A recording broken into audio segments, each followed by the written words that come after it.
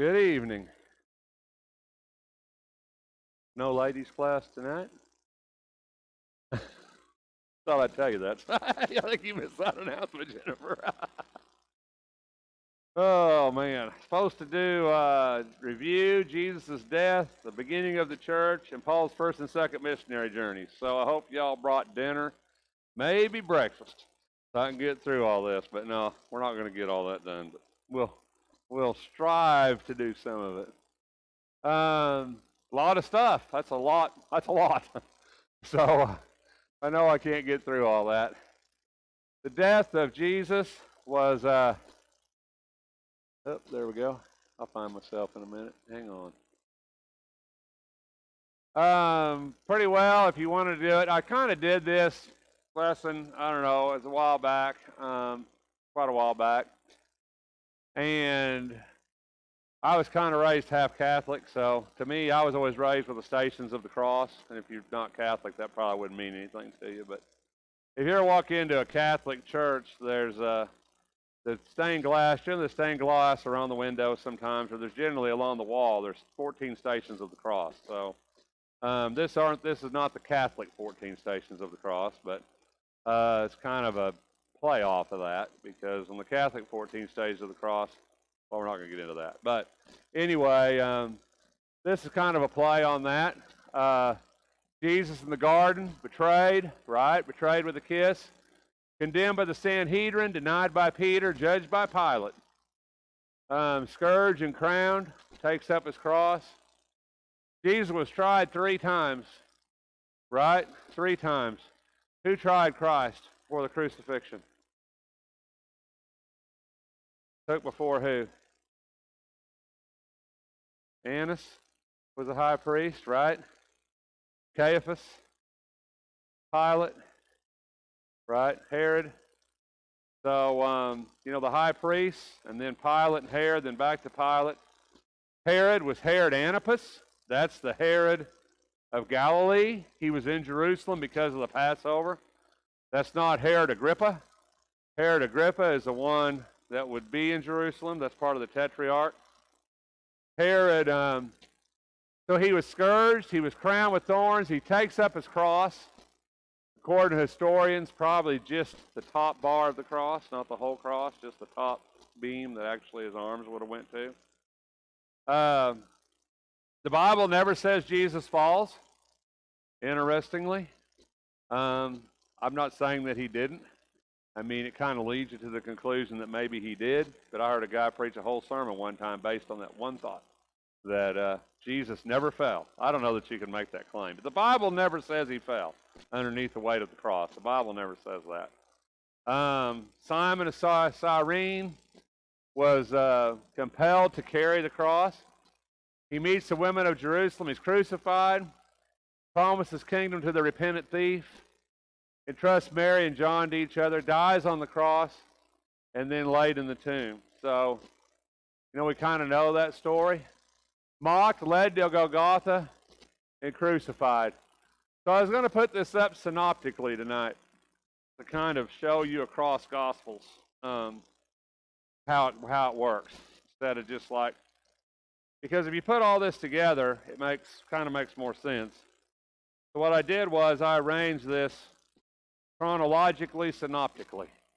So in other words, it's going right along Matthew, Mark, Luke, and then I threw some of John in there that's unique to John. So there's some stuff that's unique to John. Most of this is out of the 22nd Psalm, being mocked, casting lots for the garments. The idea of a lot of the ideas of what goes on here. They wagged their finger at him. A lot of this comes out of Psalms 22.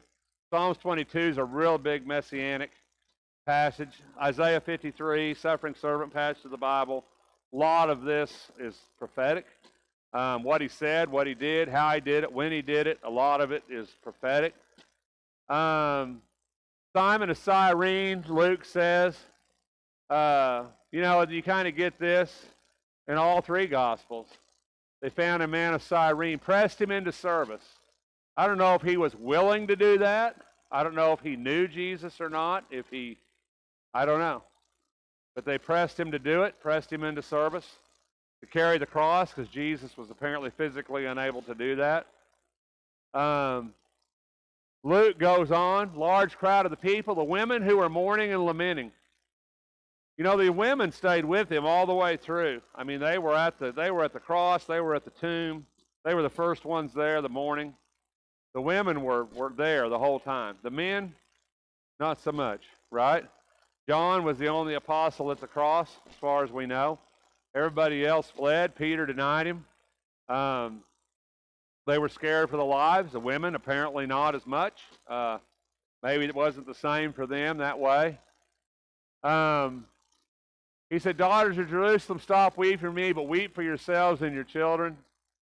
I imagine it was hard for him to do that on the path and carrying the cross and everything that was going on, yet he takes time to spend. Blessed are the barren, the wombs that never bore, the breasts that never nursed.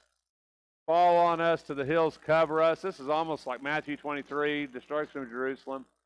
Or if they do these things and the tree is green, what will happen when it is dry? Two criminals were being led away to be put to death. We don't often think of them going with him to the hill. You know, we always see him at Golgotha or at the cross, but you don't.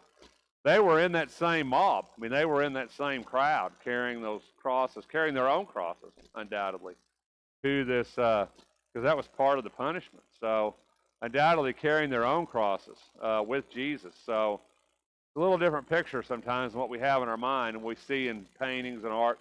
We're very influenced by art. You know, we're very influenced by paintings. And unfortunately, I shouldn't say unfortunately because Amy's here and she won't like me saying that, but most of the art that depicts Christ and the crucifixion and stuff that we are familiar with is very Renaissance period art, and it's very European. And, you know, that's how come we have a very European Jesus. That's how come we have very European Last Supper set in front of a big oak table, which is undoubtedly not anything like that looked like. A lot of the stuff we see is very, you know, we're very oriented to that, very European-looking people. So, you know, a lot of what we think about when we think about the cross, we think about the crucifixion, stuff we've observed our whole life, probably has misled the actual facts a little, is what I'm trying to say. You know, it's not, you know, what we see in art isn't necessarily depicting what actually happened. So, you know, my whole childhood, my grandma had one of those felt deals above her couch, and it wasn't the dogs playing poker, but it was the one. It was Jesus' Last Supper, you know, and Amy always has to remind me who that was, Michelangelo or Leonardo da Vinci that did that, but Leonardo da Vinci, the Last Supper, and it's that's in my head, you know, and it will be in my head till I die, but I know that's not very accurate at all of what actually was happening. So especially the halos, I don't think they had those, but anyway, but we're very influenced by art, very influenced by what we see. So sometimes we kind of got to back up and think, you know, what actually happened. Golgotha, criminals being led away, put to death. Place of the skull, Luke says. You know, Luke's our historian, right? Luke's writing to Theophilus about the things. Luke's maybe a little more factual in some ways. The Golgotha, translated place of the skull. Give him wine with myrrh, but he did not take it. And that's important because a lot of things we see, it shows him taking that. And some people say, well, that was a sedative, and it just put him into a deep sleep, and somehow he survived it. If you ever watch the History Channel, that's what they say.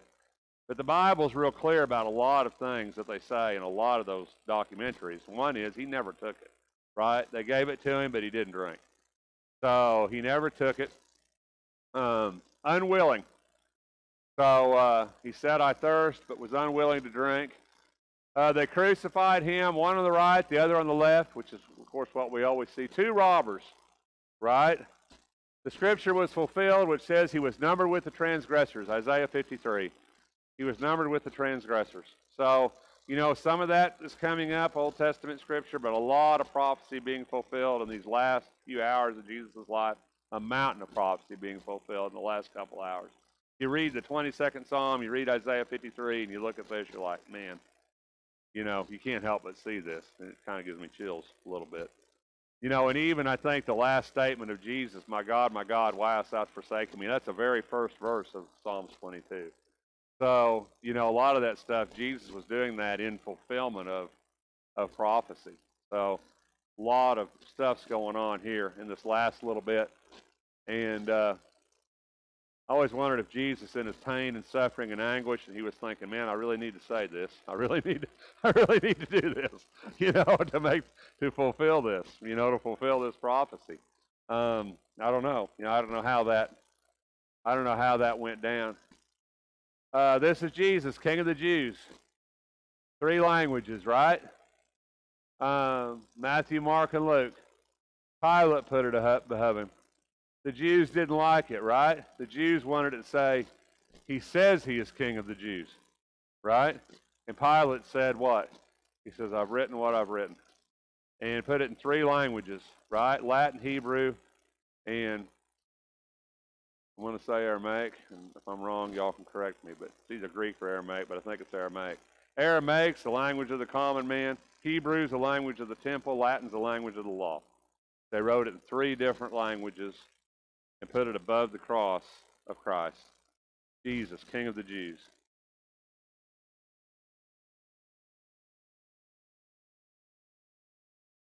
No, Herod was upset.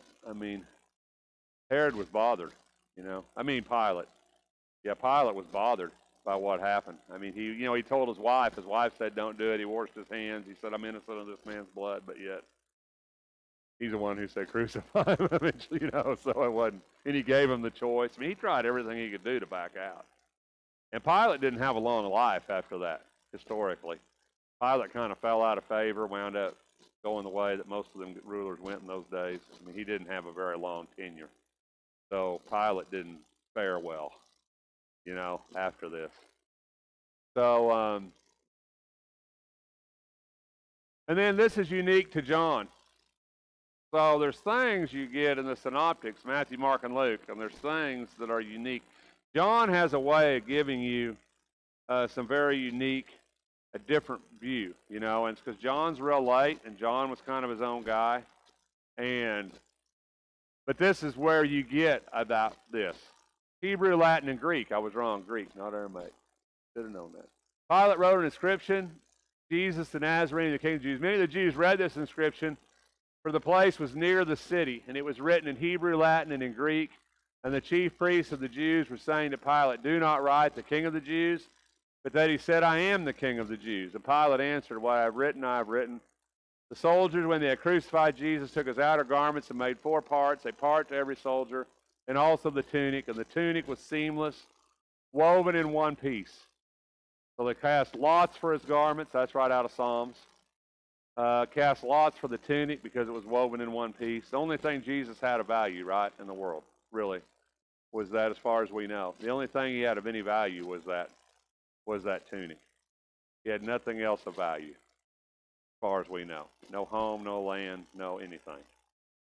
So they cast lots for the only thing that he had, which was his tunic, his outer tunic. Father, forgive them. Unique to Luke. That's almost a very interesting. Some people think, some scholars think, if you remember right, in Acts chapter 7, the stoning of Stephen, and in Acts chapter 7, when Stephen was being stoned and he looked into heaven, he said, Father, forgive them, for they know not what they do. A lot of people think that Luke didn't want Stephen to look better than Jesus.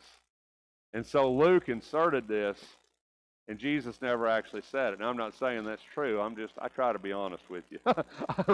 I try to give you the whole picture. Y'all can discard what you want. But a lot of scholars think, since it's unique to Luke, only found in Luke, and the only other place we have anything parallel to that is in Acts, the stoning of Stephen, basically the same exact words. Some scholars think that Luke put that in because he didn't want Jesus to look any worse than Stephen, basically. Now, I don't know. I'll give you a lot of different things to think about. Doesn't mean that I necessarily believe them, but I'm just giving you the whole story. So that is unique to Luke. Only place we find that. Casting lots. Every gospel, not John. Crucified him, they divided his garments, cast lots. Setting down, they began to keep watch. Divided his garments. Then they cast lots, dividing up his garments. So that's Old Testament prophecy. It's in every synoptic gospel. The casting of lots for the garments of Jesus. John tells us more about the tunic. The tunic was seamless, woven in one piece. Let us not tear it. So he gives a reasoning behind it. They divide them out, or garments. For the spill of the scriptures, whenever you're reading this in your Bible, and whenever, of course, I've told you this before, but you really got to watch these font changes, right? Because that's a direct Old Testament quote. They divide them out, or garments among them for my clothing, they cast lots. That's a direct Old Testament quote. So, that's one reason I try to encourage you to get reference Bibles, because if you get reference Bibles, when you see that, and you go to that, and you've got a center reference, you can go to that first, John 19, 24, and you can go to your reference on that. And if you do that, and you go down there to the reference, gosh, my eyes are getting bad. I don't know that I can even read that. My eyes are so bad, I don't know that I can read it. And you go down that Psalms 22:18. So, like I said, almost all this you're going to find in Psalms. So if you take your Bible then, if you got a reference Bible, and you see that font change, you're like, oh, that's Old Testament. Where is that? So you look in your center reference, it says Psalms 22:18. So you take your Bible, flip over to Psalms 22:18, and it says, they divided my garments among them, and for my clothing they cast lots. So, that's why you got a font change right here, because this is a direct Old Testament quote. So that's how you figure that out. So you go over there, you go to Psalms 22, and there's where you're going to be. Are there any comments? Mocking by the people, that's also out of the 22nd Psalms. Hurling abuse, wagging their heads, that's right out of there. I've always wondered what that looked like. Wagging their But wagging their heads, hurling abuse. You are going to destroy the temple and rebuild it in 3 days. Save yourself. This is probably the worst part of this whole, to me. I mean, there's a lot of bad parts in this. The whole thing's kind of a bad part, but this would have been really bad when Jesus knew he had the power to do it, but he didn't. I mean, it's one thing to not be able to do, but he knew he could have. But he just was big enough not to do that. And that's always just, I'm not sure I could have been that big of a guy. I think I would have wanted to call down a little lightning on her head or something, But he didn't, right? I mean, this is all prophecy. He knew this was going to happen. The journey to the cross wasn't just physical. It was emotional and mental. I mean, it was on every aspect, it was devastating for Christ. Every aspect of it, from the beginning in the garden, sweat falling like drops of blood, to the crucifixion. The whole thing was agonizing for him on every level. He was alone, forsaken, except by the women.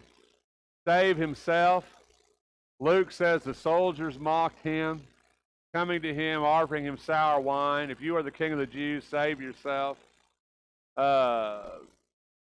He trusts in God. Let God rescue him. Look at the font change. You can do the same thing there anytime you see that font change.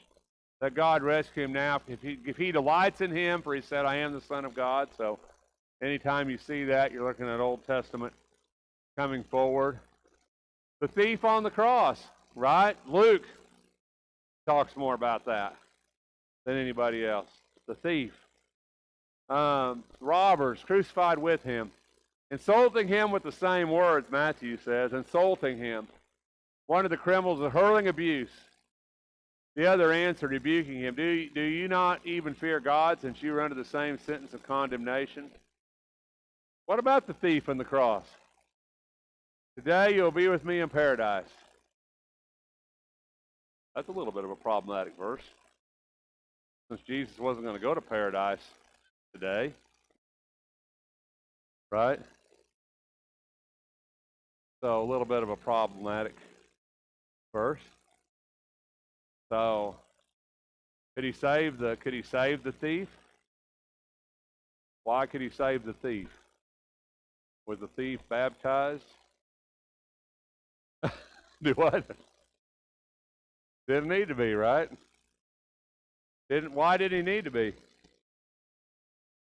Jew, right? We're still under Jewish law. Jesus hadn't died. So Jewish law still exists. So he died a Jew. That's right, the man who made the rules. That's right.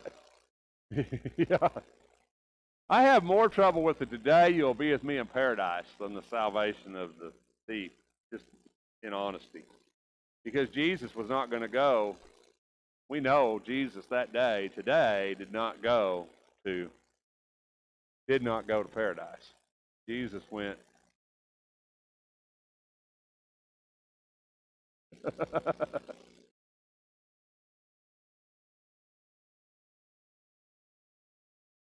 He went to the Sheol, to the lower regions of the earth.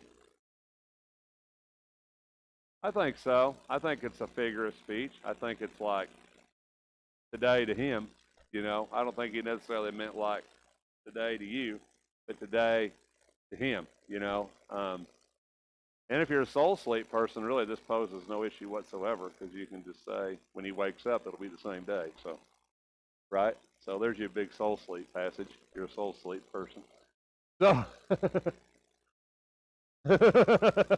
today you'll be with me in paradise. But it's a wonderful thought. It's a wonderful telling this thief, this guy that was condemned, one accepted, one rejected, right? One rejected him. So I mean, it's a great passage. And it's wonderful that Jesus, would do that and accept the repentance of the thief. There's a lot there.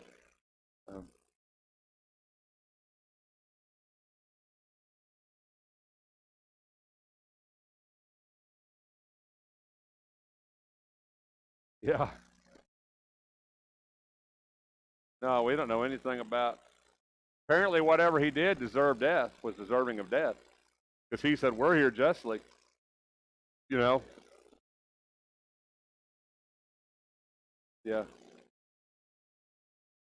Even at the last hour. Yeah.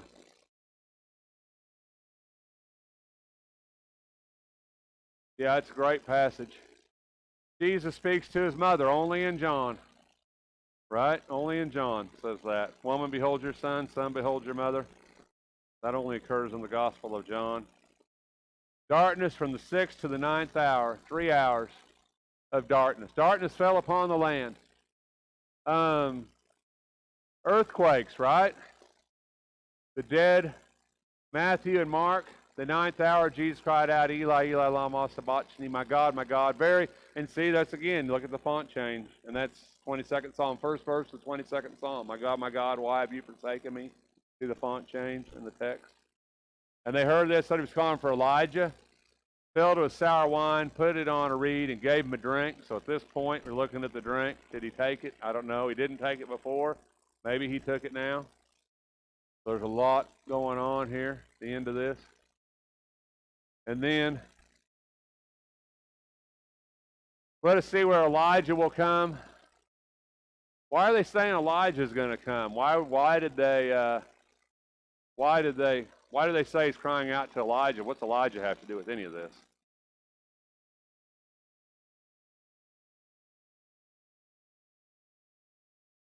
Well, Malachi, right, says in the last days Elijah will come. Elijah will come.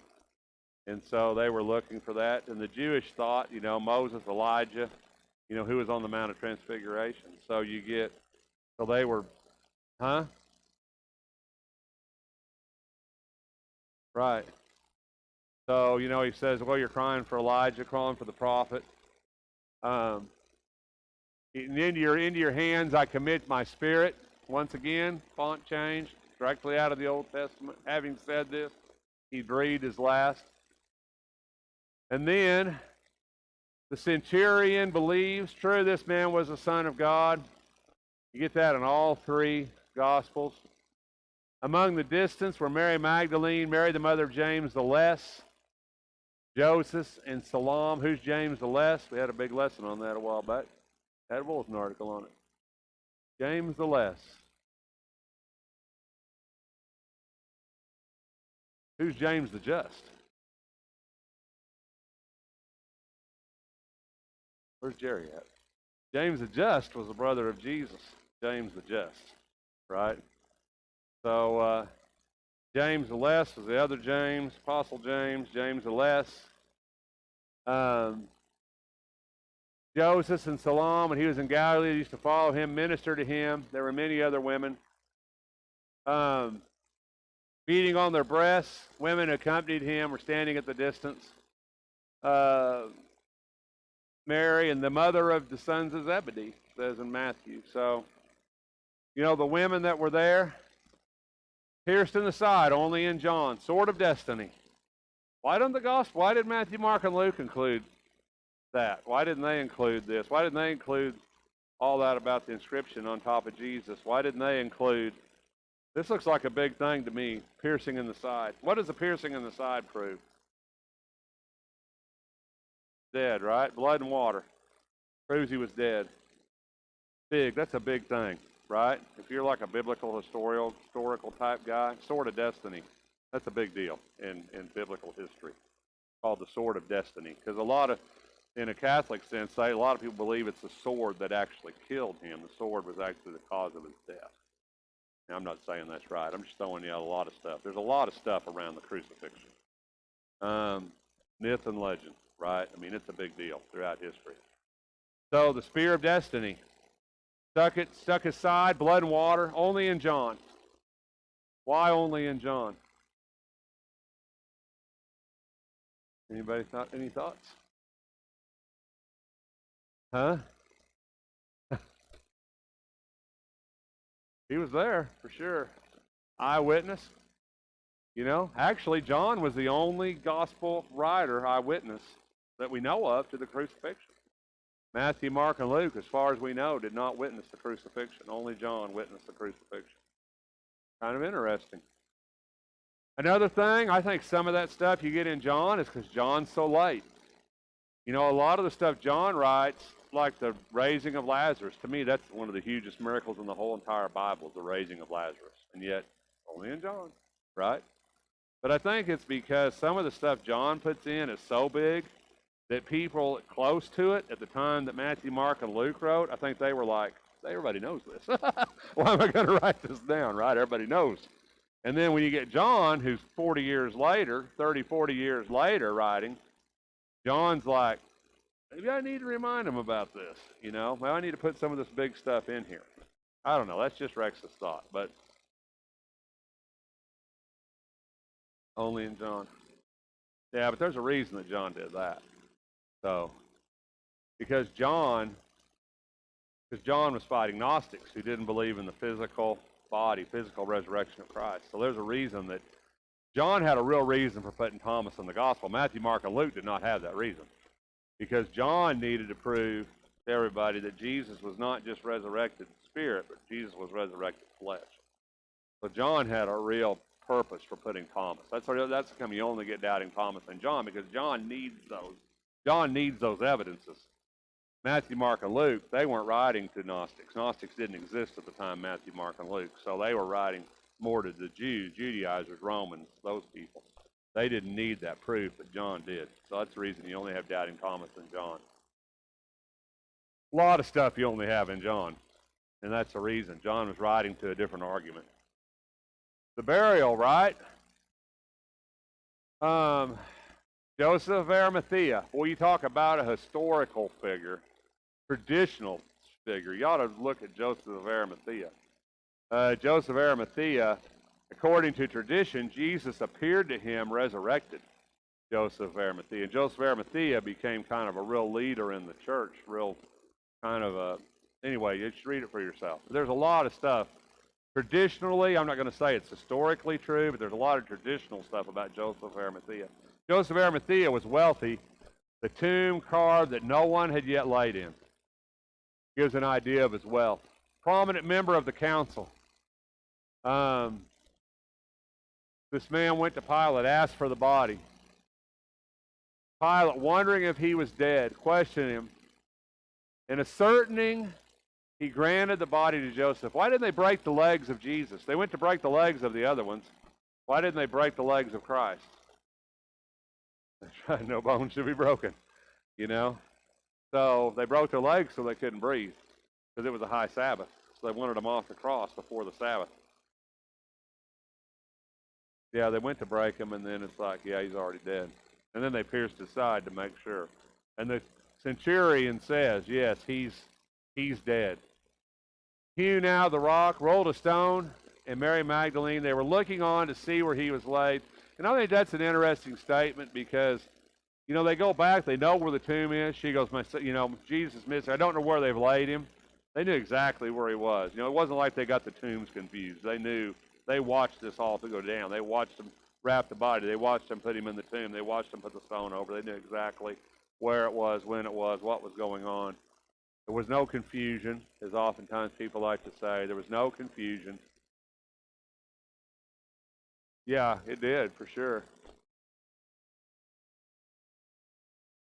Yeah.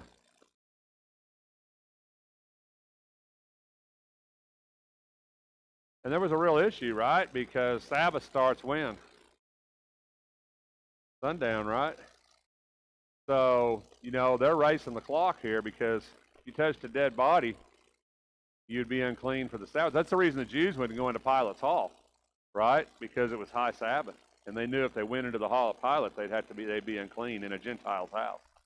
That's the reason Pilate kept having to go out to the street. It's like, what do you guys want to do? And then go back in and talk to Jesus and go back out. So what do you want to do? Because they wouldn't come in because they wouldn't go into a Gentile's house because it was high Sabbath and they didn't want to be unclean. Oh yeah, by then, right? We're to it, but they're against the clock here. You know, contact with a dead body. I mean, that's one of the unclean things of Judaism. So, no, not in effect now. Okay. Anyway, any comments about the crucifixion of Christ? We're supposed to talk about the beginning of the church. We've got 5 minutes. We're going to go to Paul Wednesday night, so let's talk about Paul for a minute. So Paul comes on the scene. What chapter of Acts? Paul is converted in Acts what? 1,000-point question. Acts 9. Paul's converted in Acts 9, right? And then you get a little bleep back of 10 and 11 into Peter, right? But then in Acts chapter 13, at the beginning of Acts chapter 13, is the church in where? First Gentile church. They were called Christians first at Antioch. Here we go. So we're at Antioch. Acts chapter 13, we're in Antioch, right? Barnabas has went to get Paul, hauled him back to Antioch, right? The elders and they're praying, they're fasting. Acts chapter 13. The Lord sets aside Paul and Barnabas for the work they're called for, and they send them out on the first missionary journey. We've been talking on Sunday night about church history, and we talked about missionary societies, and we talked about how divisive that was in the beginning of the church. And the reason that's divisive is because this is a New Testament example of sending out a missionary. And the New Testament example of sending out a missionary, specifically here, was one congregation sending out a missionary. Paul always began and ended back up in Antioch, right? Except for the last time, because he wound up in Jerusalem and then he went to Rome. But every time he began and he ended in Antioch. So in the first journey, he took Barnabas, the son of encouragement, right? And the second journey, he took who with him? Barnabas and somebody else. Oh, not Silas, but you got to give him the other one. Who abandoned him and went back, and Paul wouldn't have no more to do with him? John Mark, right? So he took Barnabas and John Mark, and then he won't take John again. So then it goes to Paul and Silas, right? And Barnabas just kind of floats off the picture a little bit. But in this case, it's Paul and Barnabas, first missionary journey of Paul. They're going to begin in Antioch, and they're going to go through these churches. This region up here this is Galatia. This is Asia Minor, which is Turkey. This in the Bible, up in here, this is Galatia. So Galatians is not written to a church. Galatians is written to a region, several churches, the churches of Galatia. So whereas, like, it's Corinthians written to Corinth, right? And, First Thessalonians written to Thessalonica and on and on. But Galatians is written to this region up here. So this is Paul's main thrust of missionary service, is through this Asia Minor, Turkey, Galatia region. Now, we get into the third missionary journey Sunday morning. The third missionary journey is a little bit different, but then he's released.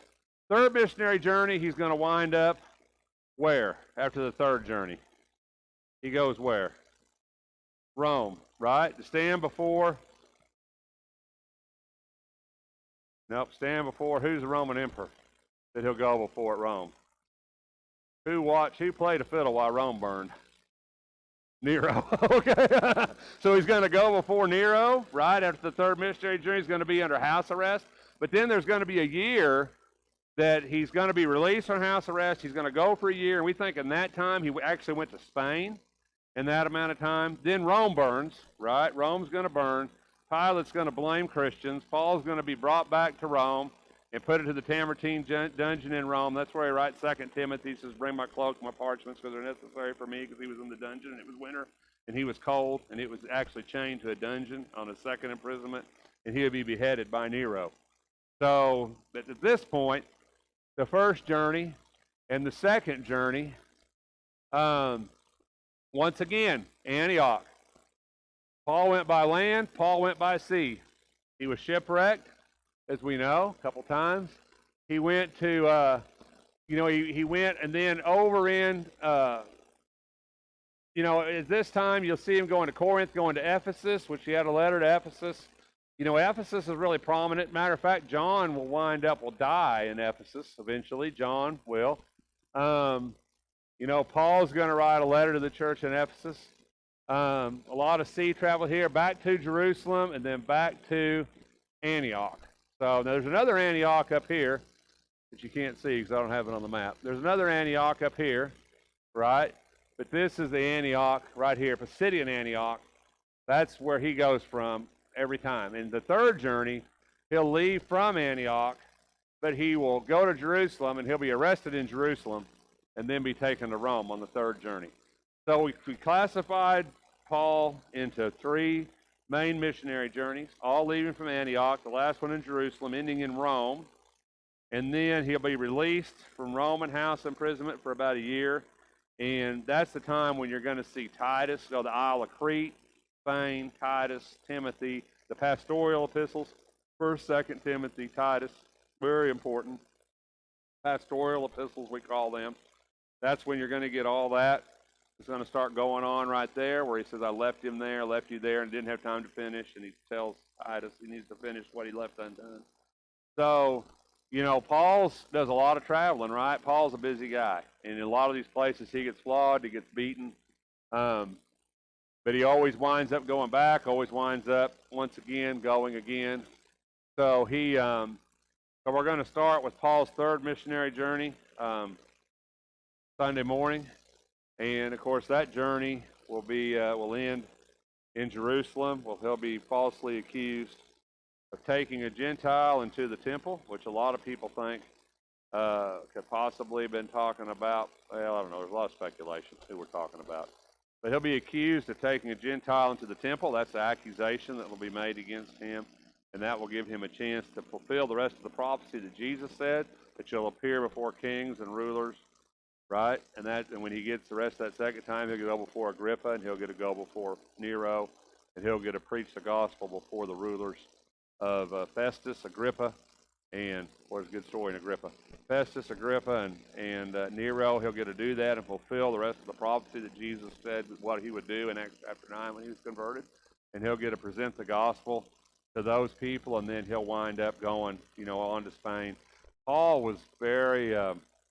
without Paul's writings, we would really not have a lot, right? Paul wrote a tremendous amount of the New Testament. So, it's important to understand. He was writing this as he was doing these journeys for the most part. He was writing during these journeys. So, not everything. Some of it he wrote in Rome under house arrest. And I think the most powerful, to me, 2 Timothy is probably the most powerful, because I know, in 2 Timothy, which we'll get into that, Paul was at the hour of his death, the point of his death. And you can just, if you read 2 Timothy, you can just almost feel the despair in Paul's writings and the pleading in his writings. And he knew that, he knew he was close to death when he wrote 2 Timothy. And you can just kind of feel that when you read 2 Timothy. And I always thought, to me, 2 Timothy was always really powerful because of that reason, because you could just almost feel in his words, that he knew, the time is at hand. I'm already being poured out as a drink offering.